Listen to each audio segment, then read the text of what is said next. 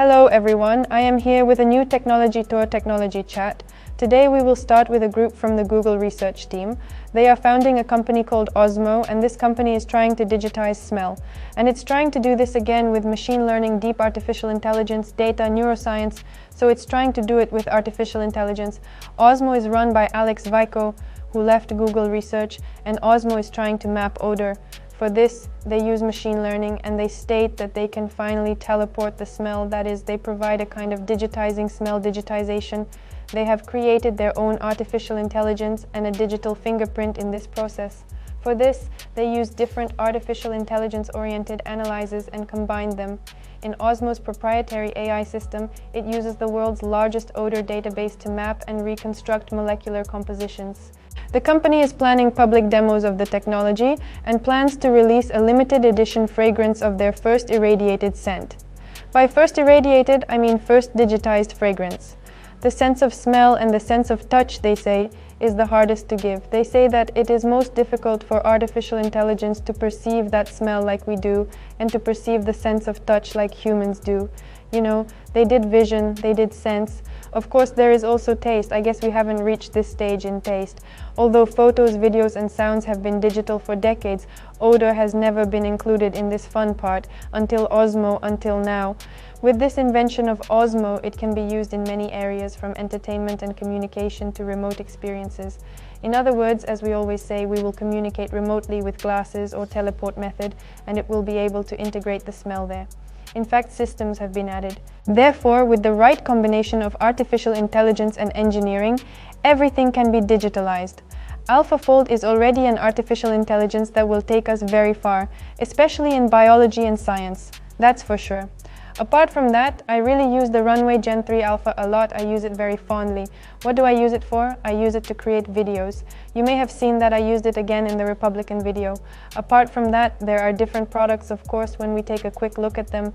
There are consumer electronics, beauty, applications, and software.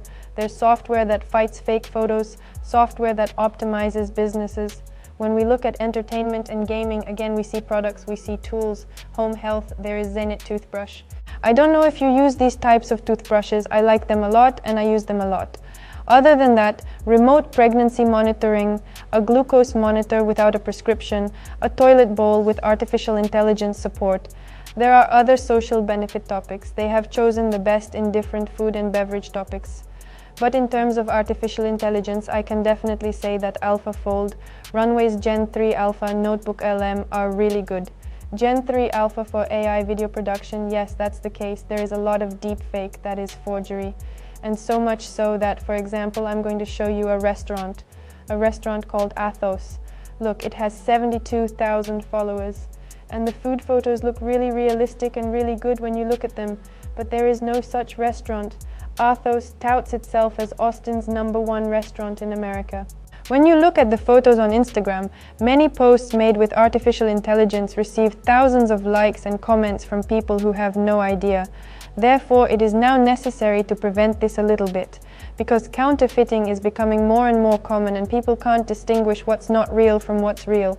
If I was going to Austin and I didn't know, I might not know this and I might want to look at a place like this.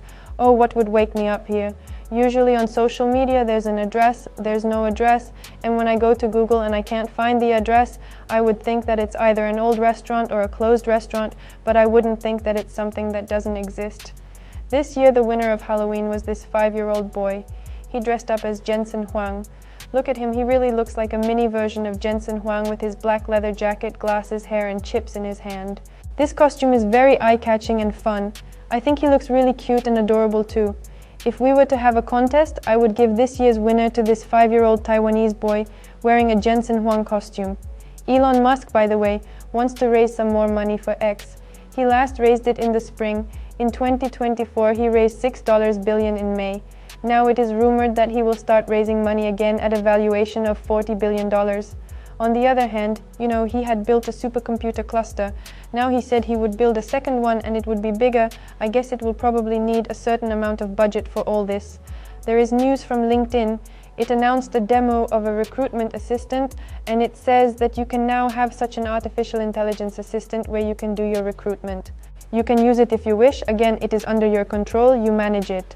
But without your presence, this AI assistant can also help you in the process of interviewing or finding people in any job. It can write messages at work, it can set up an appointment when it is going to meet with someone else, and so on. And it can do these things on LinkedIn. It looks like a new artificial intelligence initiative could turn protein into design. And it could be an initiative developed by a biologist who won this year's Nobel Prize in Chemistry. David Baker, a biologist, won this year's Nobel Prize in Chemistry. And now he's on his way to a new round of seed funding. After receiving science's biggest prize for his own Seattle-based company Arson Bioscience, a few weeks later this year, Baker's lab is back with a new startup that will help it create more powerful treatments to fight disease. This is Arson Biosciences, and it will use artificial intelligence to produce specialized proteins that can boost the effectiveness of antibodies. So it's a bit like DeepMind at the moment. In that sense, AlphaFold will use AI to get a better picture of how different compounds affect our bodies and potentially strengthen our ability to develop new medicines. CAT is one of many startups we may hear more about using AI to accelerate drug development. According to Morgan Stanley, this sector could reach a value of $50 billion over the next 10 years. Meanwhile, Arson Bioscience, now with $20 million in seed funding, is a company that is starting to come out of the closet and actually get a little bit more recognition. They are using artificial intelligence, especially for antibody therapies, and by using specially designed proteins for this, they plan to actually strengthen the body and create new opportunities in drug development. There's a new company called Aesthetics. This one has come up with the slogan Shazam for fashion, meaning it aims to be the Shazam of your clothes. This company, the new fashion company, launched this week and offers an artificial intelligence that will identify the clothes people find on social media and help them shop. Actually, it's a bit like Google Lens. This company, how does it work? Let's say, for example, you like a product on Instagram or TikTok. You send it to the aesthetic account, and in this account it shows you where the images are from, which company it belongs to, which brand it belongs to, and buy links. Honestly, I think it would be much better if this was supported by artificial intelligence. I think it would be even better if we could see it directly with an artificial intelligence application without showing any message. But now let me give you the information of the day. Where do you think most of the internet traffic in the world passes through? Most of the world's internet traffic goes through underwater cables, and it goes through more than 400 cables spanning 1,200,000 kilometers across the oceans. These are fiber optic cables. They provide 99% of the international data transfer. I will share a short reel about this with you this time for clarity. But most of what we are providing now, the internet cables, run underwater and under the ocean. This first actually starts with telegraph. For telegraph, in the late 1800s, the first cable to connect England and France, I remember, must have been the first cable built at that time. And then it starts to become widespread, and of course the vehicles we use are differentiating. Productive Artificial Intelligence Market Report was made in October 2024. Before I look at the most used one, let me tell you the least used one.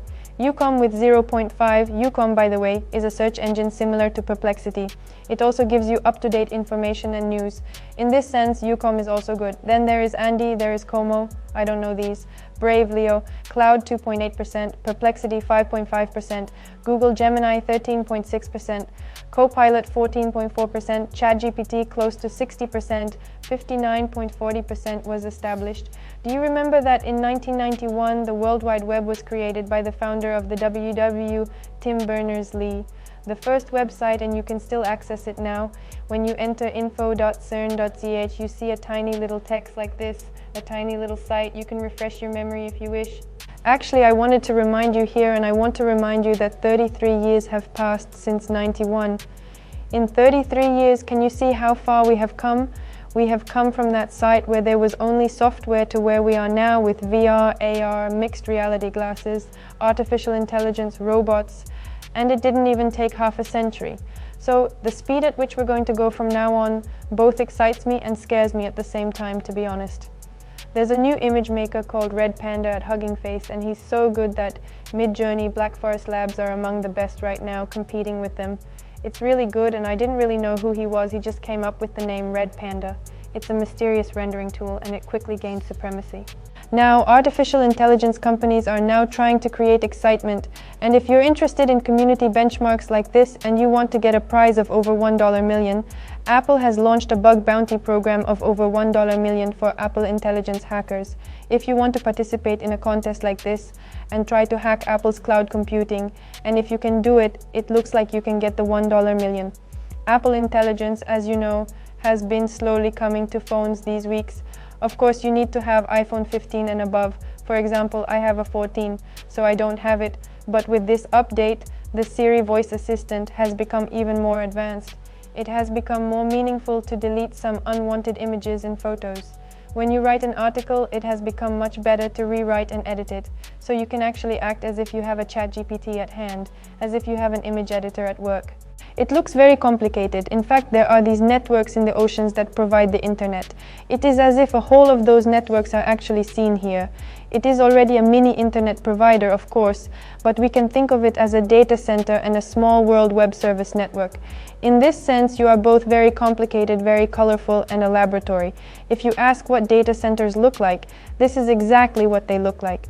In the meantime, Google announced an assistant called Artificial Intelligence Overview, which integrates artificial intelligence in its own searches. This is also similar to Perplexity. Now, OpenAI is expanding its reach to more than 100 countries, including Canada, Australia, New Zealand, South Africa, Colombia, and Chile. Well, that's the end of our technology tour for today, so take care until next time and goodbye.